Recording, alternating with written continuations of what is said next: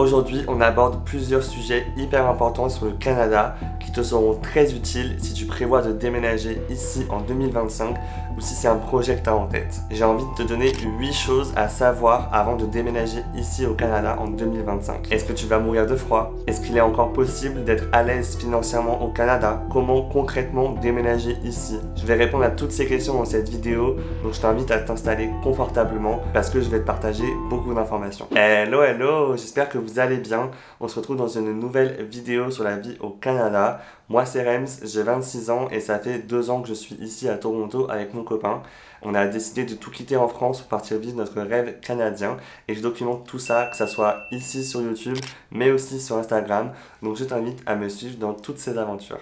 On commence tout de suite avec le sujet complexe et qui remet quand même pas mal de projets en question. Je parle bien sûr de toutes les évolutions en matière d'immigration au Canada qui prennent effet en 2025. Si vous avez un peu suivi les dernières actualités, il y a eu énormément d'évolutions et énormément d'annonces concernant les permis de travail auxquels nous les Français on peut prétendre en venant vivre ici au Canada, que ce soit pour le PVT, pour les permis fermés, les permis d'études et même pour la résidence permanente. Si vous n'êtes pas vraiment familier avec tous ces différents permis, je vous invite à vous renseigner vraiment sur un seul site, le site du gouvernement canadien, canada.ca. C'est là que vous retrouverez vraiment toutes les informations, donc n'hésitez pas à vous renseigner sur ce site-là en particulier. Mais le principal à retenir, c'est qu'il y a beaucoup d'ajustements concernant les quotas de ces différents permis, puisque le gouvernement fédéral veut un peu réguler l'immigration de chaque province, et du coup ils ont mis plusieurs mesures en place, et ce sont surtout les permis de travail temporaires qui sont concernés et impactés du coup par ces nouvelles mesures, avec le souhait de passer de 6,5% de la population totale du Canada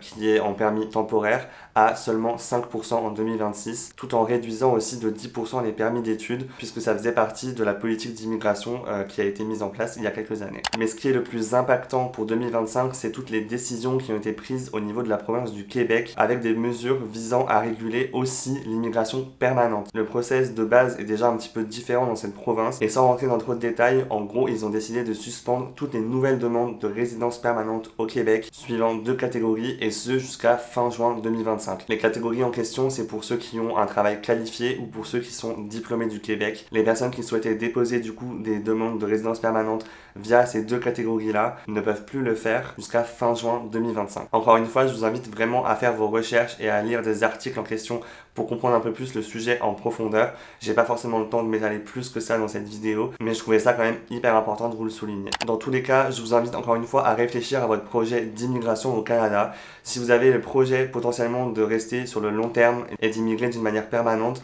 je vous invite vraiment à considérer l'option de ne pas aller au Québec et l'option d'aller plutôt dans d'autres provinces comme l'Ontario, l'Alberta, la Colombie-Britannique et même toutes les autres, puisqu'au Québec ça va être de plus en plus difficile, je pense, de s'établir d'une manière permanente avec toutes les mesures qu'ils sont capables de prendre. Je pense que ça va être de plus en plus compliqué. Nous en tout cas on est hyper contents d'être venus à Toronto en Ontario pour ça notamment, puisqu'on a pu avoir du coup la résidence permanente en moins de 6 mois et on a pu se projeter du coup beaucoup plus facilement sur le long terme ici, même si je sais que beaucoup en PVT viennent sans forcément se projeter plus que ça. C'est quand même important de garder ces éléments en tête histoire d'avoir le maximum d'options possibles à la suite de votre PVT. La deuxième chose, et qui est directement liée au sujet précédent malheureusement, c'est qu'il devient de plus en plus difficile de trouver un job ici au Canada, même un job peu qualifié. En ce moment, l'économie est assez particulière, que ça soit ici au Canada, mais je pense dans beaucoup d'autres pays, avec tout ce qui se passe dans le monde entier. Et elle a beaucoup ralenti, notamment en 2023, ce qui fait qu'on voit le taux de chômage clairement exploser et on voit même des grosses entreprises qui licencient à tour de bras. Je pense vraiment que vu la conjoncture, ils vont privilégier des Canadiens, des résidents permanents ou des gens qui ont une première expérience au Canada. Et c'est vrai que quand on arrive en PVT, on n'a rien de tout ça et c'est là que ça devient vraiment compliqué, puisqu'on se retrouve en concurrence avec énormément de gens du monde entier qui cherchent le même type de job peu qualifié et on se retrouve du coup avec un marché assez saturé. Il y a cependant toujours des secteurs qualifiés qui recrutent activement et qui restent très intéressants. Je parle notamment de la construction, de la santé ou de l'IT. Et dans ces secteurs, ça devient peut-être un peu plus facile du coup de trouver un job qualifié, mais il faut quand même savoir qu'ici au Canada, beaucoup de métiers sont soumis à l'obtention d'une équivalence, d'un diplôme spécifique ou même d'une inscription à un organisme spécifique qui régule un petit peu ces métiers qualifiés et qui peut clairement du coup allonger les délais délais et compliquer un petit peu l'accès à ces postes. Bref, je dis pas que c'est impossible, chaque expérience reste encore différente d'une personne à l'autre en fonction des expériences, en fonction du moment où on arrive, en fonction des opportunités.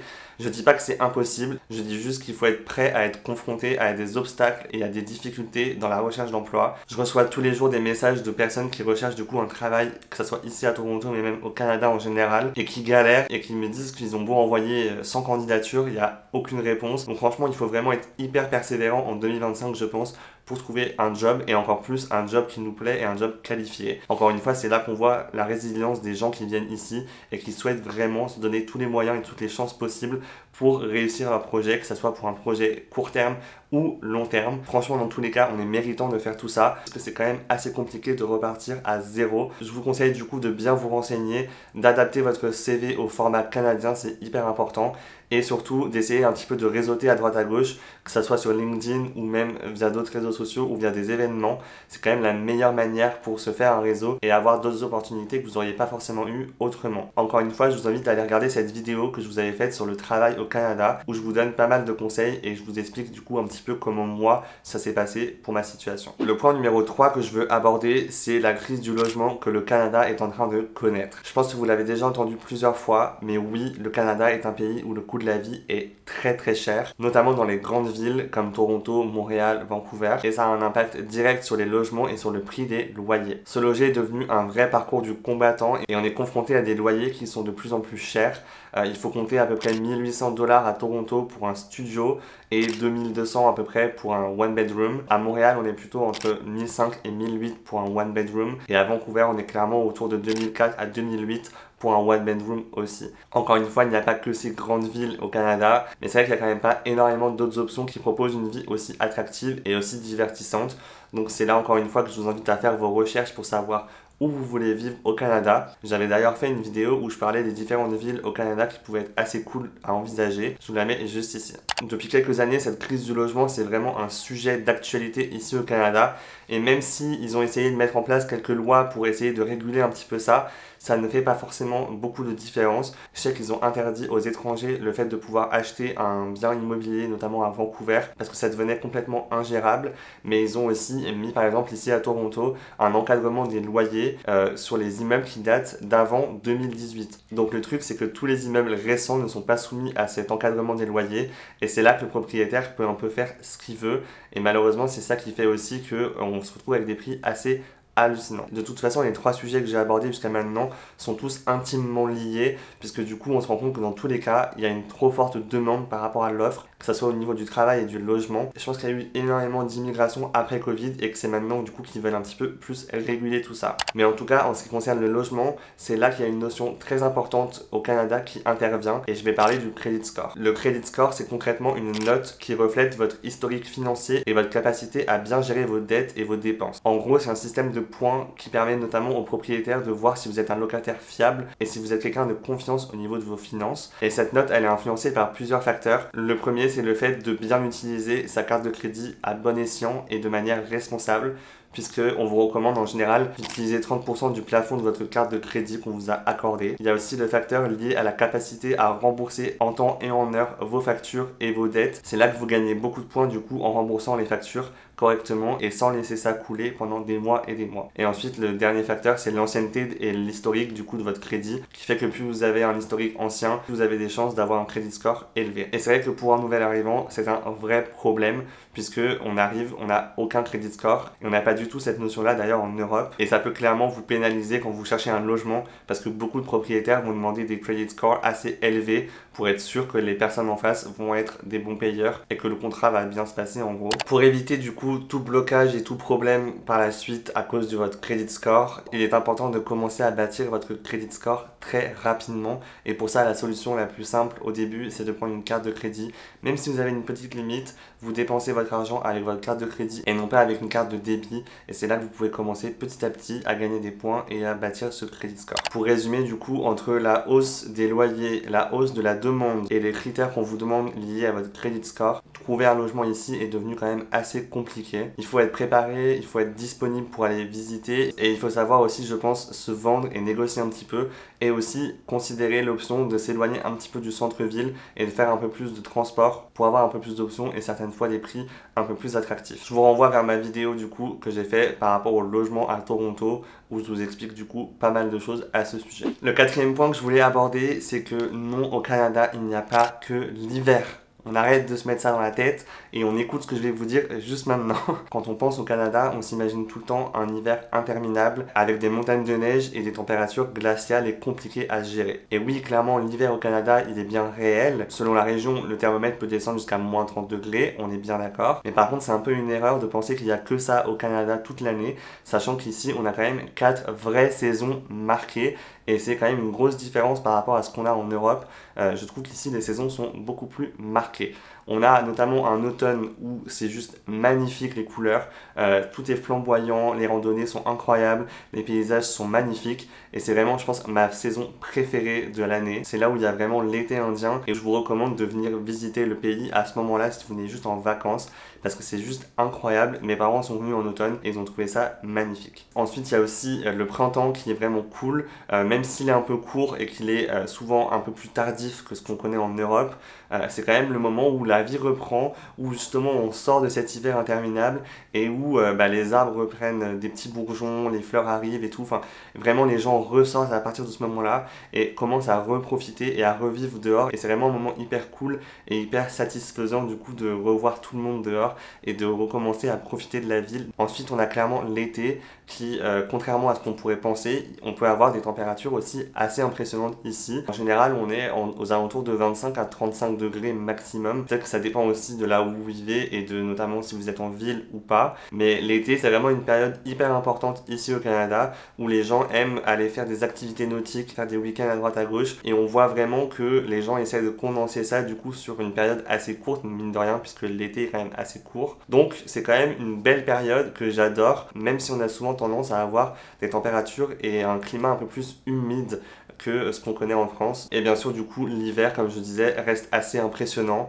On a quand même des activités qui sont incroyables pendant l'hiver qui vous permettent du coup de bien profiter de cette période dont on peut avoir une connotation assez négative, notamment en Europe. Mais ici, ils le vivent vraiment à fond avec des activités comme le patin, le ski, la luge, les chiens de traîneau. Enfin, vraiment, il y a énormément de choses à faire pendant l'hiver. Et le seul conseil que je peux vous donner, c'est juste de bien vous habiller, de bien vous équiper. Et d'ailleurs, à ce sujet, j'ai encore une fois une vidéo par rapport à comment s'habiller ici en hiver pour survivre au froid. Et c'est vrai que c'est quand même assez cool de pouvoir en profiter malgré le fait que on n'a pas forcément connu ces genres de températures en France ou en Europe. Et je tiens quand même à préciser par rapport à l'hiver qu'il y a quand même des climats vraiment différents aux quatre coins du pays du coup, puisque autant le Québec va être très très froid et assez extrême niveau température, autant déjà l'Ontario avec le microclimat du lac, c'est quand même assez différent. On a quand même beaucoup moins froid ici à Toronto qu'à Montréal. Et c'est encore plus le cas du coup si vous allez jusqu'à Vancouver à l'ouest, où l'hiver est réputé quand même pour être assez doux et assez clément. Pour le cinquième point, j'ai envie d'aborder le système de santé qui est quand même un petit peu différent de ce qu'on connaît en France, ici au Canada. C'est vrai qu'il y a aussi une partie du système de santé qui est gratuit ici, comme on connaît en France, mais c'est pas du tout aussi important et il y a beaucoup moins de choses qui sont prises en charge. Et il faut savoir que tout ça est financé grâce notamment à vos impôts que vous payez, puisqu'il y a énormément de taxes et d'impôts ici qui sont prélevés directement sur votre salaire. Par exemple, si vous gagnez 100 000 $, vous allez avoir, après déduction des impôts et de toutes les taxes, uniquement à peu près 72 000 $ dans votre poche.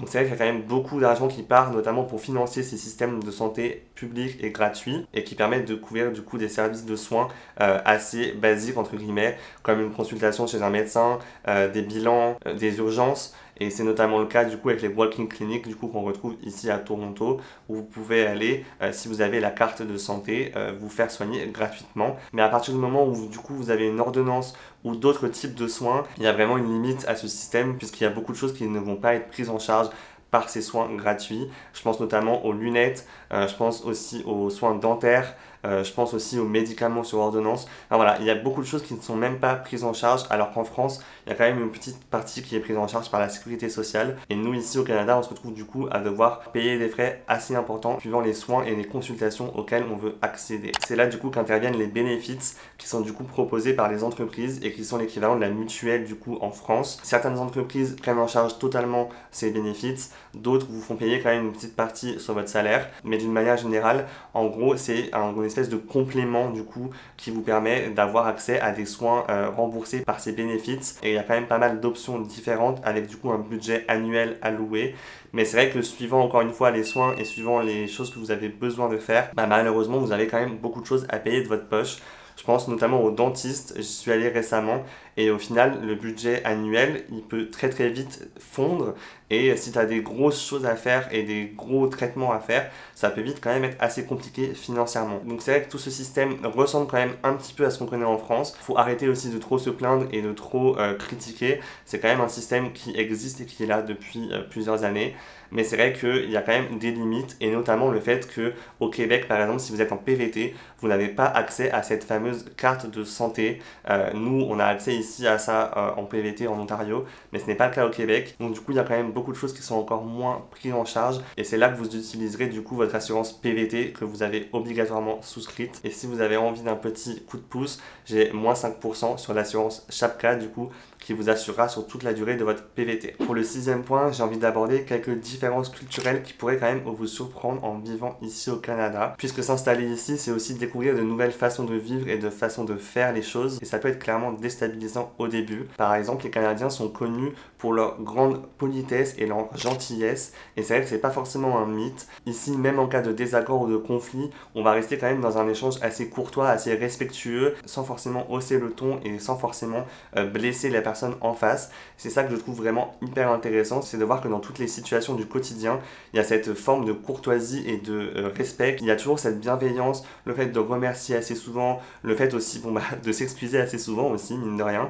Il s'excuse beaucoup et c'est quand même vraiment quelque chose qu'on n'a pas forcément l'habitude en France. Donc c'est quand même le bon côté des choses à prendre. Dans le milieu professionnel ici, le réseautage est beaucoup plus important je trouve qu'en France, puisque les Canadiens vont beaucoup plus privilégier du coup les relations un petit peu informelles ou le fait de recommander quelqu'un personnellement pour le recrutement d'un poste ou pour collaborer sur un autre projet. Il est donc essentiel de participer à des événements de réseautage et de rencontrer du monde et de surtout se faire connaître aussi, puisque c'est un sujet qui va clairement t'ouvrir des portes et t'ouvrir des opportunités pour enrichir ton expérience. Ensuite, côté repas, je trouve qu'il y a vraiment un choc culturel que j'ai vécu ici. C'est le fait qu'ici, on ne prend pas autant le temps de manger, on ne prend pas autant le temps de s'installer à table, de discuter, de faire les choses tranquillement comme on a l'habitude de faire en France. Ici, tout va beaucoup plus vite et par exemple au restaurant, tu as à peine fini ton assiette qu'on est déjà en train de te la débarrasser sans forcément attendre que tout le monde ait fini autour de la table. Et c'est vrai que c'est des choses qui sont assez perturbantes au début, mais je pense que ça vient aussi avec leur façon de voir les choses. Et d'ailleurs, ça explique peut-être aussi le fait que l'ambiance est souvent très bruyante dans les restaurants. Il y a souvent une musique en background très forte qui fait du coup d'ailleurs que les discussions sont parfois assez difficiles. On s'entend très peu et peut-être que c'est expliqué par le fait qu'ils n'ont pas forcément cette culture de prendre le temps à table. En tous les cas, au fil du temps, tu apprends du coup à découvrir toutes ces différences et à te faire du coup un avis sur toutes les choses que tu observes. Et c'est vrai qu'au début, on peut se sentir un petit peu pas vraiment à sa place. Donc si jamais tu as ce sentiment, n'hésite pas à te dire que ça va venir petit à petit et que c'est qu'une question de temps. On enchaîne sur le 7e point qui me paraît hyper important à souligner et je trouve que c'est une des grosses différences par rapport à ce qu'on connaît en France. Est-ce que le Canada est un pays safe? Est-ce que c'est sécuritaire? Et c'est vrai que c'est une question que je me suis quand même beaucoup posée avant de venir ici. Et c'est notamment tous les témoignages positifs qui m'ont conforté dans l'idée de venir vivre ici au Canada. Parce que c'est vraiment un sujet important pour moi, notamment dû au fait de ma relation homosexuelle. C'est vrai qu'en France, j'avais pas forcément tout le temps ce sentiment de sécurité et ce sentiment de pouvoir être vraiment qui je suis. Et ce qui est cool au Canada, c'est que c'est totalement l'opposé. Ici, c'est un endroit que je trouve quand même relativement safe, relativement sécuritaire et je suis pas le seul à le penser. On peut se promener seul dans la nuit dans n'importe quelle grande ville ici au Canada sans avoir vraiment peur et sans être sur ses gardes constamment. Alors bien sûr, tout n'est pas tout rose, ça veut pas dire qu'il n'y a pas de criminalité et d'endroits un petit peu dangereux, mais la plupart de ces situations ici sont surtout liées à des problèmes de santé mentale. Et c'est vrai qu'on entend quand même beaucoup moins parler d'agression et de vol ici, encore plus en plein jour. C'est quand même quelque chose qui reste assez rare même dans les grandes villes, mais comme dans toute grande ville, il y a quand même des quartiers un peu moins recommandés et qu'il faut quand même éviter, notamment la partie est ici de Toronto autour de Moss Park. Et par exemple à Vancouver, je sais que c'est au niveau de la partie est aussi du downtown et à Montréal c'est plutôt au niveau du centre-ville, au niveau de Berry-UQAM. Donc il y a quand même des quartiers comme ça où il faut faire un peu plus attention. Malheureusement cette situation de homeless est peut-être un des sujets les plus tabous ici au Canada. On n'entend pas beaucoup parler et pourtant malheureusement c'est une situation qui touche vraiment beaucoup les grosses villes. On voit de plus en plus de gens dans la rue et des gens qui sont complètement en état de détresse et ça fait quand même vraiment beaucoup de peine. Encore une fois, tout est lié avec ce que je disais avant, les gens perdent leur travail très facilement ici, les gens se font du coup expulser de leur logement très facilement aussi ici.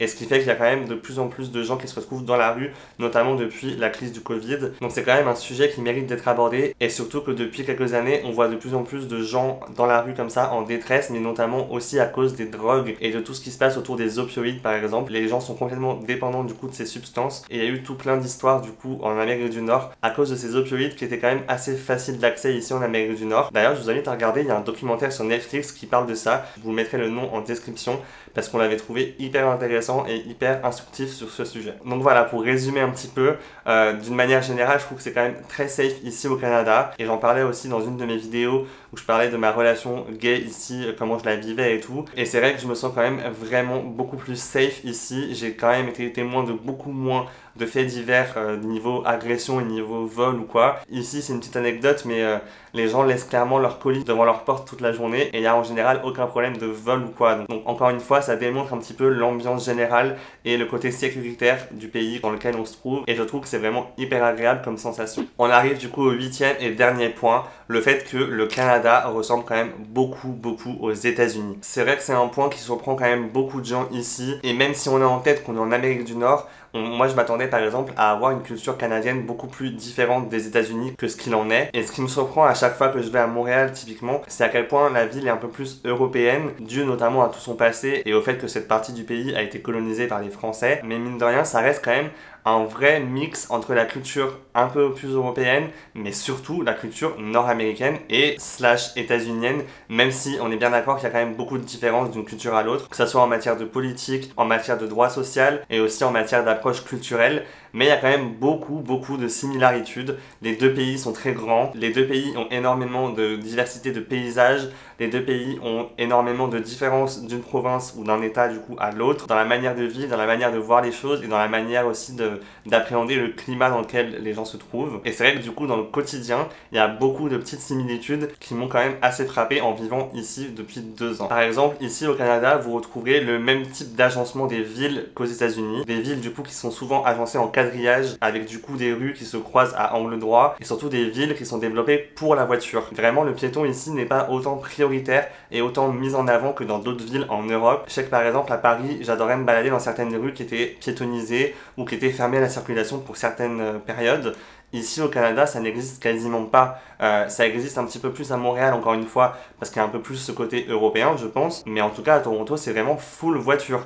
Même les grosses artères commerciales où il y a beaucoup de commerces, où il y a beaucoup de petits magasins, je les ai, je crois, jamais vus fermés, à part quand il y a un festival de rue dans la rue en question. La manière dont sont agencées aussi les villes, c'est qu'il y a toujours un downtown assez concentré avec beaucoup de vie et beaucoup de gros immeubles. Mais après, on se retrouve très vite avec des villes très étalées et des banlieues du coup assez lointaines au final, alors qu'encore une fois, Paris est condensé dans un périmètre assez restreint, avec peut-être une densité de population à cet endroit-là beaucoup plus importante, et un accès aux banlieues relativement facile via les transports en commun, alors qu'ici je trouve que les transports en commun vont un petit peu en périphérie, mais pas autant, vu qu'encore une fois, la voiture est reine. En ce qui concerne les habitudes alimentaires, on voit aussi pas mal de similitudes entre les deux pays, et encore une fois, ça rejoint ce que je disais par rapport au restaurant un peu plus tôt dans la vidéo, le fait qu'ici on consomme aussi beaucoup de fast-food et de produits transformés. Encore une fois, c'est à prendre avec des pincettes parce que nous on arrive très bien à cuisiner et à avoir des bons petits plats et des bonnes petites choses sympas qui nous rappellent un petit peu la manière dont on cuisinait en France.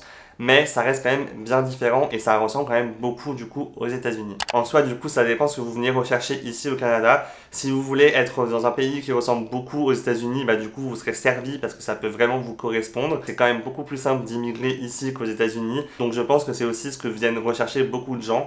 Maintenant, nous, c'est pas forcément ce qu'on est venu rechercher, mais on finit quand même très vite par s'y habituer. Et le Canada a quand même une identité assez propre et quand même un état d'esprit assez progressiste, je trouve, par rapport aux États-Unis, notamment par rapport aux politiques sociales. Mais c'est vrai que beaucoup se questionnent sur le fait, est-ce que le Canada a vraiment sa propre identité? Est-ce que c'est pas un peu un espèce d'États-Unis en moins bien? Voilà, chacun y voit midi à sa porte, chacun a son propre avis. Si vous avez envie d'en parler dans les commentaires, n'hésitez pas à m'en faire part, ça me fera plaisir d'échanger avec vous. moi je trouve que c'est quand même intéressant de voir qu'il y a quand même beaucoup de similitudes et surtout plus de similitudes par rapport à ce à quoi je m'attendais. Voilà, on arrive du coup à la fin de cette vidéo. J'espère que ces 8 points vous auront intéressé et que vous aurez appris des choses. J'espère que vous aurez aussi un petit peu plus de points de réflexion du coup sur les choses qui pourraient vous plaire ou vous déplaire en venant ici au Canada. Encore une fois, chaque expérience est vraiment différente, donc n'hésitez pas aussi à aller vous renseigner et à recueillir différents témoignages de personnes qui sont là depuis un moment. Ma vérité n'est pas forcément celle de tout le monde, donc je tiens quand même vraiment à le souligner, mais j'espère que ça vous a quand même un petit peu aiguillé et que ça vous a permis d'y voir un peu plus clair dans tout ce qui se passe par rapport au Canada et surtout de voir que le Canada reste quand même une belle option pour une parenthèse de vie ou même pour venir ici un peu plus sur le long terme. Je trouve que c'est quand même un pays qui est vraiment hyper chouette et qui nous permet du coup de nous faire grandir et d'évoluer vraiment assez rapidement. Donc dans tous les cas, n'oubliez pas de vous dire que chaque expérience sera positive et ce, qu'elle dure 6 mois, 1 an, 2 ans, 3 mois, 3 semaines, peu importe, vous aurez appris des choses, donc n'hésitez pas à oser le faire. Et je vous invite à me poser vos questions dans les commentaires si vous en avez encore, ça me fera plaisir d'y répondre. Et voilà, sur ce, je vous dis à la semaine prochaine du coup pour d'autres vidéos sur la vie au Canada. D'ici là, n'hésitez pas à vous abonner, à liker cette vidéo et à venir aussi me suivre sur Instagram. J'y suis présent vraiment au quotidien. Donc voilà, bye!